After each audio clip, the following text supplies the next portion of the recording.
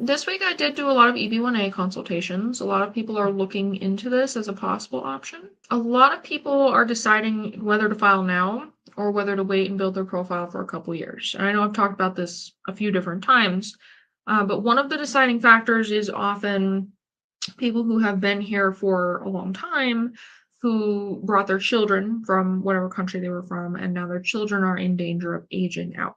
So this is a common scenario for families from India where they had children born in India. Maybe the children were 6, 7, 9, 10 when they came to the US. And due to the backlogs, the family has not been able to get their green cards, and therefore the children are turning 21 and are not able to get their green cards either. In that scenario, the the primary person who's applying and the spouse will be able to eventually get their green cards, but once the child turns 21, they're not considered to be part of that family group anymore. So the child ages out, and at that point, the child needs to start their own immigration pathway. The parents may be able to sponsor them when they become permanent residents, but the backlog for sponsoring a child over 21 is very significantly long. So most children who age out end up doing the F1 visa and then going on H1B and then becoming their own principal sponsor because it is a shorter pathway that way. I have also seen this with people from other countries where they move to the US when their child is 19 or 20. And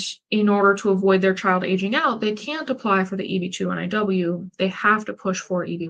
A lot of times scenarios like this, the person would have a better case and a stronger case if they could wait a couple years and do some profile building. But I talk to a lot of people and they have a good 50-50 shot. It's not the best case ever, but they meet 3 solid criteria and they have some final merits. And so in that case, I do actually recommend filing and just giving it a chance, given the circumstances. For someone with identical circumstances, except for the child aging out, I would recommend waiting a year or 2. And I think some attorneys forget about this sometimes, where you have to take a look at the entire situation and scenario and everyone who's being impacted. When you go to an attorney for an evaluation, it's not just about asking, am I qualified for EB-1A? Because a lot of the cases that I've done assessments on, I know many of my colleagues would say, you're not qualified, and what they mean by that is your case is not strong enough that I feel confident filing it. And I get that. I don't love filing the 50-50 kind of cases either. I would rather wait for the person to build their profile. But the circumstances make it worth it, and the circumstances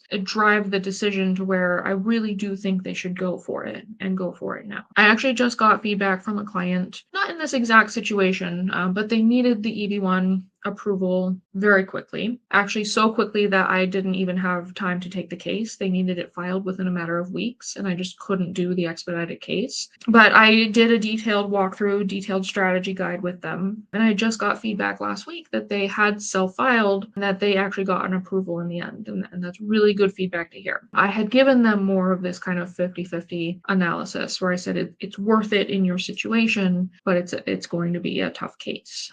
Apparently they did get a really nasty RFE, but it did get approved in the end.